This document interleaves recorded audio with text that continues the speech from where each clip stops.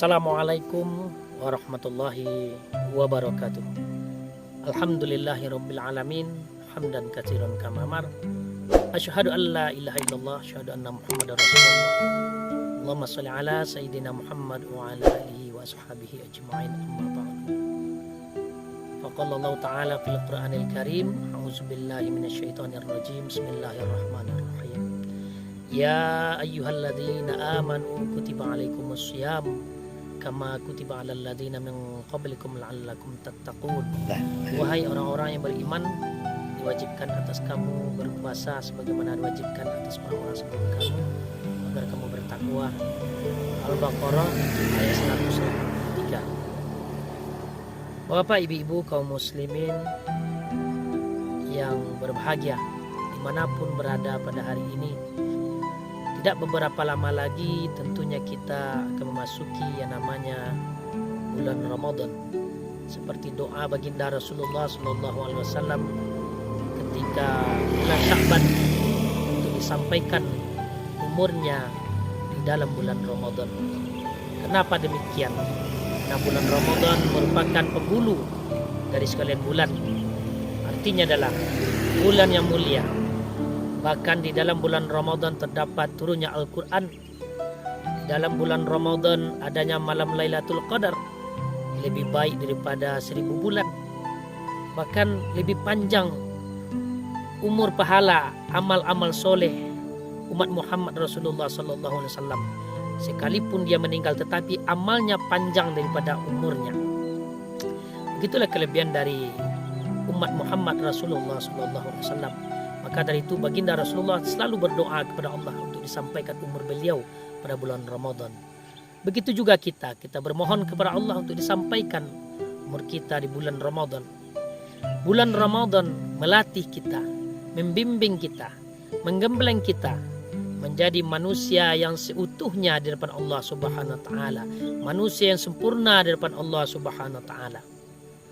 Bapak, ibu-ibu, kaum muslimin dimanapun berada, kita melihat sejarah cikal bakal diperintahkannya manusia itu berpuasa oleh Allah Subhanahu wa taala. Ketika Allah Subhanahu wa taala memberikan perintah, lalu Allah Subhanahu wa taala cikal bakal terjadinya atau perintah puasa tersebut yang diberikan kepada kita sebagai umat Muhammad Rasulullah SAW, bahkan umat-umat sebelum kita juga diperintahkan berpuasa oleh Allah Subhanahu wa taala. Apa awalnya perintah puasa itu diberikan kepada umat manusia oleh Allah? Ketika dahulu Allah Subhanahu wa taala menciptakan akal. Ketika Allah menciptakan akal pikiran manusia, lalu Allah bertanya kepada akal, "Wahai akal, berbaliklah engkau." Maka akal pun berbalik, patuh pada perintah Allah. "Wahai akal, melihatlah engkau." Maka akal pun melihat kepada Allah Subhanahu wa taala. Lalu Allah pun bertanya kepada akal, "Wahai akal, aku ini siapa dan engkau siapa?" Lalu akal pun menjawab, "Engkau adalah Allah Tuhanku dan aku adalah makhluk yang lemah di hadapanmu." Itu jawaban akal ketika akal diciptakan oleh Allah Subhanahu wa taala. Maka jawab Allah Subhanahu wa taala, "Engkau adalah sebaik-baik makhluk yang pernah kuciptakan." Kemudian setelah Allah menciptakan akal, Allah menciptakan yang namanya nafsu. Ketika nafsu diciptakan oleh Allah Subhanahu wa taala, lalu ditanya oleh Allah Subhanahu wa taala setelah diciptakan akal tersebut, "Wahai nafsu, berbaliklah engkau." Nafsu pun tidak mau berbalik. Kemudian, "Wahai nafsu," kata Allah, "berputarlah engkau." Nafsu pun tidak mau berputar ataupun tidak mau perintah Allah. Lalu Allah pun bertanya kepada nafsu, "Wahai nafsu, engkau adalah siapa dan aku adalah siapa?" Maka nafsu pun menjawab, "Engkau adalah engkau dan aku adalah aku." Itulah jawaban nafsu kepada Allah Subhanahu wa taala. Apa kata Allah? Maka nafsu pun dimasukkan ke dalam neraka Jahannam oleh Allah Subhanahu wa taala selama 100 tahun. Di dalam neraka tersebut dibakar, direndam di dalam air, tetapi nafsu masih kuat. Setelah 100 tahun nafsu masuk ke dalam neraka, dikeluarkan, lalu bertanya lagi Allah kepada nafsu, wahai nafsu, aku ini siapa dan engkau siapa? Apa jawab nafsu? Aku adalah aku dan kamu adalah kamu. Maka Allah Subhanahu wa taala pun marah sekali lagi, dimasukkan nafsu tersebut ke dalam neraka Ju'u namanya.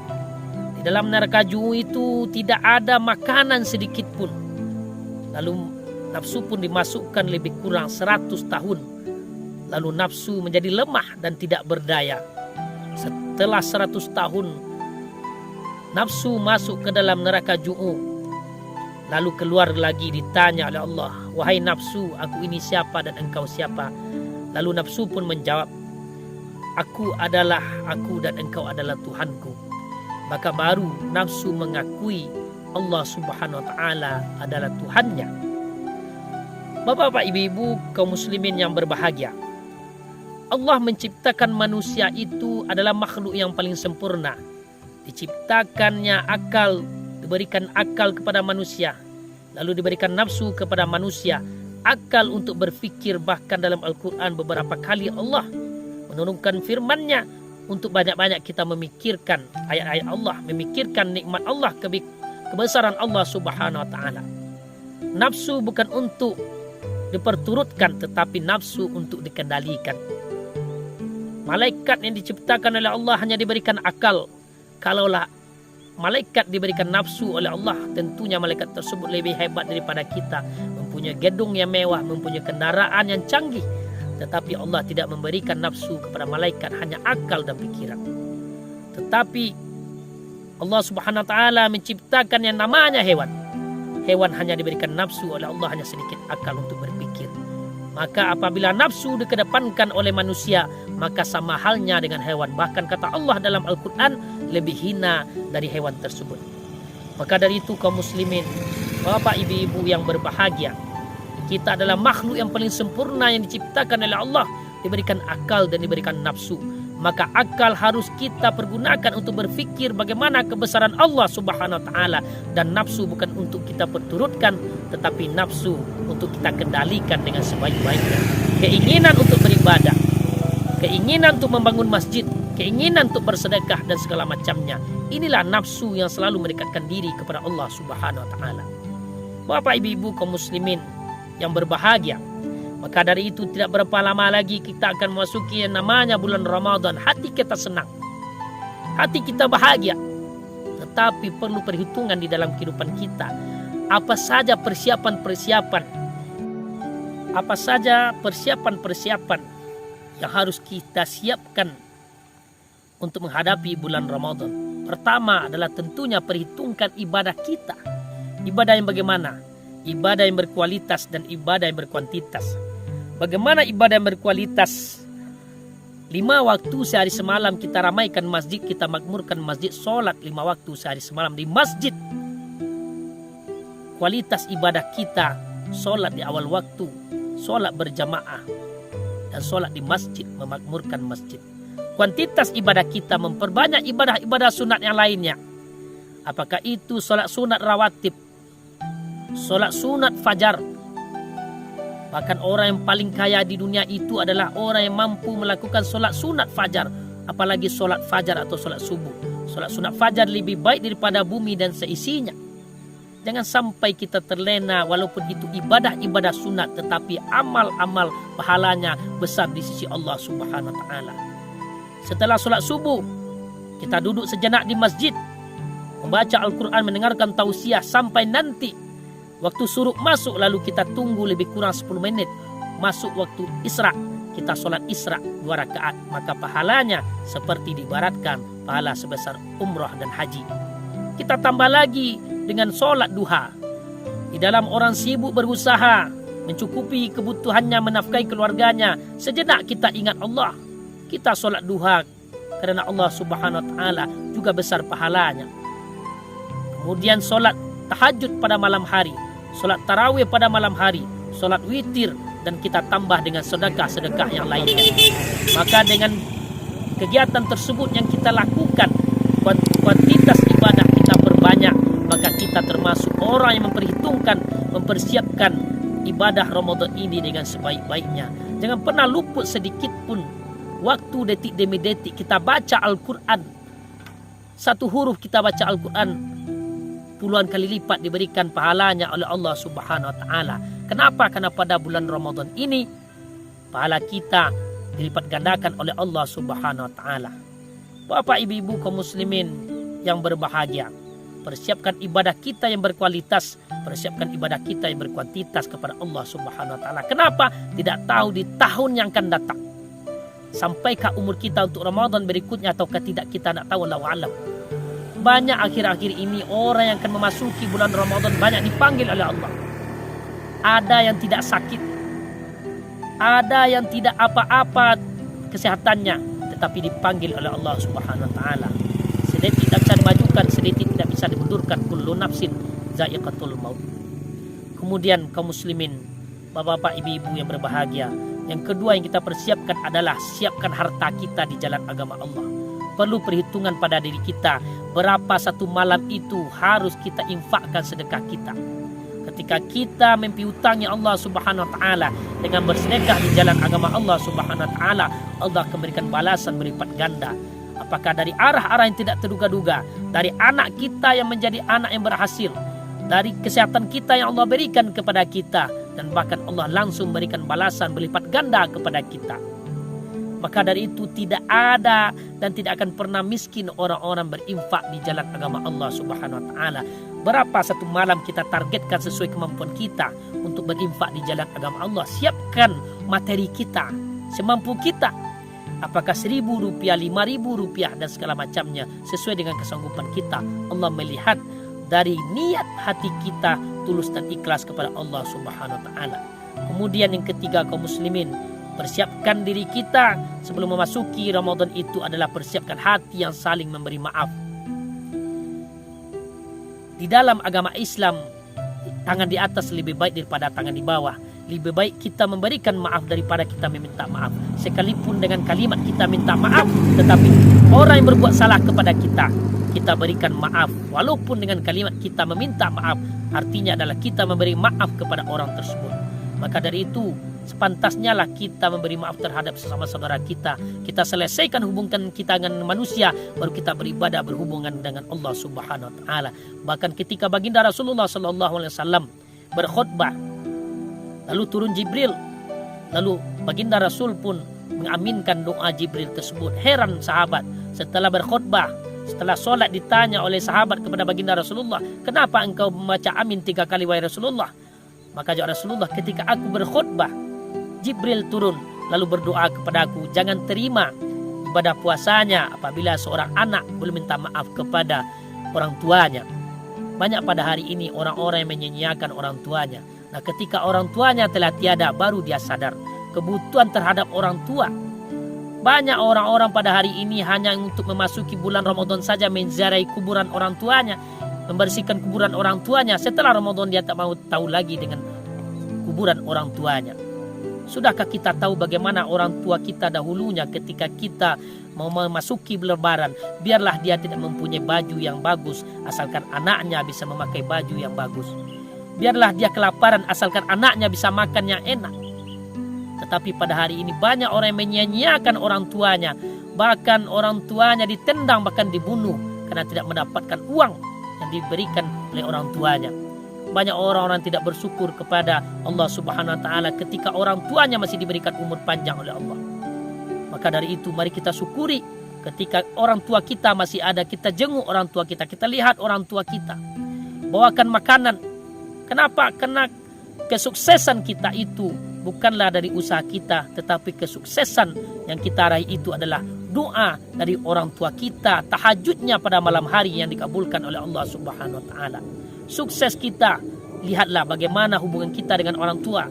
Mau bahagia hidup dunia akhirat kita, lihatlah bagaimana hubungan kita dengan orang tua. Lihatlah orang-orang hebat, pejabat-pejabat yang pintar, bagaimana hubungannya dengan orang tuanya. Kalau baik hubungannya dengan orang tuanya, maka sukseslah hidupnya dunia dan akhirat. Apabila kita muliakan orang tua kita, maka kita dimuliakan seperti raja. Apabila kita berikan sedikit rezeki kita, ataupun banyak kita berikan rezeki kita kepada orang tua kita, maka sama rezeki kita seperti raja-raja. Maka dari itu, bapak ibu-ibu yang ada di perantauan, kalau tidak bisa pulang, sekarang ada media sosial, ada handphone, kita berkomunikasi dengan orang tua kita. Kita mohon maaf atas kekurangan kita. Begitu juga kalau orang tua kita telah tiada, jangan lupa kita mendoakan orang tua kita. Ziarahi kubur mereka, bersihkan kuburan mereka dari tumbuh-tumbuhan, dari daun-daunan yang menjadi semak belukar di kuburan orang tua kita. Banyak kuburan-kuburan yang telah sama rata dengan tanah. Kenapa? Anaknya tidak mau tahu dengan kuburan orang tuanya. Bahkan ketika kecil dia lupa siapa yang bersihkan buang air kecilnya, buang air besarnya ketika dia kecil. Orang tuanya lah yang membersihkan. Tetapi kuburan orang tuanya yang lebarnya 1 meter dan panjangnya 2 meter, tidak ada yang mampu untuk membersihkannya. Satu orang tua, satu ibu, dia akan bisa mampu mengasuh anak, membimbing anak, mendidik anak 10 orang. Tetapi 10 orang anak bisa dididik, bisa diayomi, dibimbing oleh 1 orang ibu. Tetapi 10 orang anak belum tentu mampu dia mengayomi, melayani seorang ibu. Begitulah hebatnya seorang ibu. Bahkan siapa yang harus dihormati wahai Rasulullah? Ummi, ibumu, baru ayahmu, bapakmu. Begitulah ibu kita memperjuangkan kita. Maka dari itu, kaum muslimin sedang jamaah rahimakumullah, harus kita doakan orang tua kita, ziarahi kubur mereka kalau mereka telah tiada. Kemudian doa yang kedua diaminkan baginda Rasulullah adalah ketika seorang istri belum meminta maaf kepada suaminya. Maka dari itu, kalau kita di rumah tangga tentunya ada suka dan duka, mempunyai kesalahan, bahkan kepada anak-anak kita juga kita saling memberi maaf. Kenapa? Belum tentu kita bisa semaksimal mungkin melayani istri kita, melayani anak-anak kita, saling kita memberi maaf terhadap keluarga kita. Kemudian yang ketiga, dengan terima ibadah puasanya. Apabila seorang tetangga belum meminta maaf, selalu memberi maaf terhadap sesama tetangganya ataupun saudaranya. Maka dari itu kita bergaul setiap harinya. Saudara yang paling terdekat itu adalah tetangga. Kenapa? Kalau terjadi sesuatu pada diri kita, yang tahu terlebih dulu adalah tetangga kita. Maka dari itu, bapak ibu-ibu, mari kita saling hidup rukun dan damai. Mudah-mudahan ibadah kita menjadi ibadah yang berkualitas, ibadah yang berkuantitas. Dan Ramadan tahun ini, Ramadan yang berkesan bagi hidup kita, Ramadan yang merubah hidup kita, Ramadan yang merubah pola pikir kita, dan semuanya berubah untuk selalu dekat hijrah kepada Allah Subhanahu wa taala. Mudah-mudahan kita termasuk orang-orang yang menjadi orang bertakwa seperti yang diharapkan oleh bulan Ramadan, atau yang berpuasa menjadikan orang-orang bertakwa. Takwa inilah yang bisa kita banggakan di depan Allah Subhanahu wa taala. Kekayaan tidak akan mampu kita banggakan. Justru kekayaan itu diminta pertanggungjawaban oleh Allah Subhanahu wa taala. Dari mana engkau dapatkan kekayaanmu? Bagaimana caranya? Halal ataukah haram? Jabatan yang kita banggakan di depan Allah, justru jabatan diminta pertanggungjawaban oleh Allah. Setiap kamu adalah pemimpin, dan setiap pemimpin akan diminta pertanggungjawabannya. Maka dari itu takwa adalah hal yang bisa kita banggakan di depan Allah Subhanahu wa taala. Maka kita berusaha setiap harinya dengan bulan Ramadan adalah ladang amal untuk kita banyak-banyak untuk bercocok tanam amal-amal soleh kita. Bapak, ibu-ibu yang berbahagia, kami dari kampung halaman, dari Nagari Sungai Jambu, dimanapun berada yang mengikuti Sontua Channel ini, mengucapkan mohon maaf lahir dan batin. Selamat menunaikan ibadah puasa Ramadan. Mudah-mudahan dengan ibadah puasa Ramadan tersebut bisa terus merubah diri kita, hijrah dari yang tidak baik menjadi orang yang baik, yang tidak bermanfaat menjadi orang-orang yang bermanfaat. Kami dari kampung halaman juga berharap kepada kita bersama. Mari kita, seandainya mempunyai rezeki, mari kita lihat kampung halaman kita lihat orang tua kita, saudara kita, sanak famili kita. Kita tidak tahu bagaimana tahun depan kita akan bertemu ataukah tidak. Mari kita saling hidup rukun dan damai. Mudah-mudahan rezeki kita dibuka oleh Allah dan berkah yang diberikan oleh Allah kepada kita.